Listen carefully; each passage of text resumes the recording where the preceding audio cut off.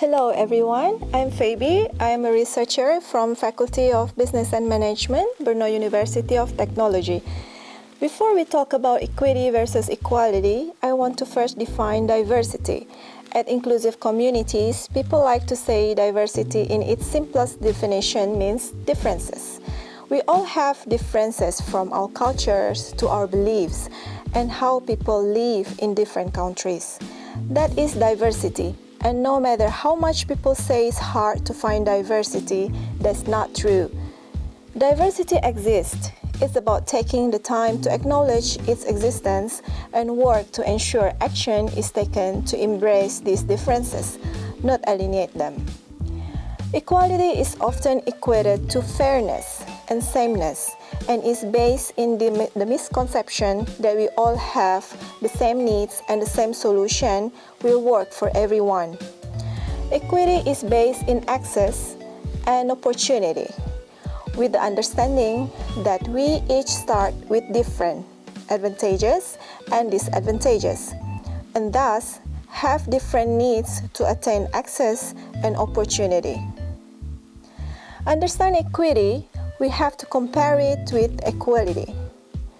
Now, I love this equity versus equality graphic as it's the best explanation of the two. On the equality side, you see that we've got three individuals: our tall guy, our short girl, and our friend in the wheelchair. And you see that all are trying to watch this baseball game. But there's this disfence with equality. They have each been given a box to use to be able to see the game. But obviously, that's not working because our tall friend is now super tall and sees very clearly over the fence, while our short girl can just barely see and she's still kind of on our tiptoes and struggling to see the game. The person in the wheelchair can't see at all, and they can't even get on the box. On the equity side of this picture, you can see that we've given each individual exactly what they need to be able to see the game.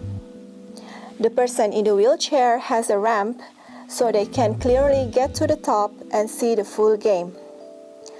Look, shorter girl has two boxes, which is what she needed to comfortably to be able to see the game. And the tall person, no boxes at all, because they don't need the extra existence in the first place.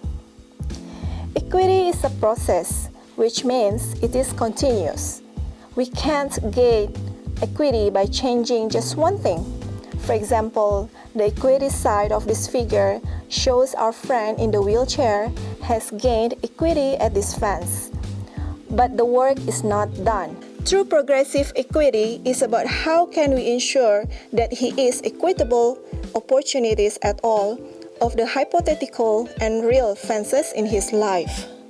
Equity requires power, resources, and social responsibility to work hand in hand to change the structures and provide opportunities to those who were institutionally left out, marginalized, and oppressed. Equity is hard, but it's essential for us to make change in the lives of those who have been historically depicted as less than from individuals with disabilities like physical, developmental, and mental to people living in poverty without access to food or education or health care.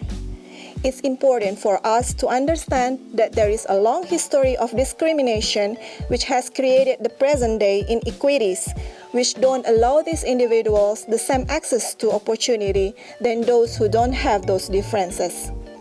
One of the greatest gifts that we give to students that we work with is the opportunity to share their story, to find value in their voice. This increases awareness and a sense of empowerment. Everyone has their own stuff. Everyone is going through something that challenges their emotional and physical capacity to be great. But there is power in connection. So now, here is your challenge. Be brave and seek out those opportunities to have authentic conversations with those that are different than you. Find out what makes them unique and what brings them joy. Then you do so the same. Share your story because you have value as well. Now you've built community, and with community we have power. We is always stronger than me. Thank you.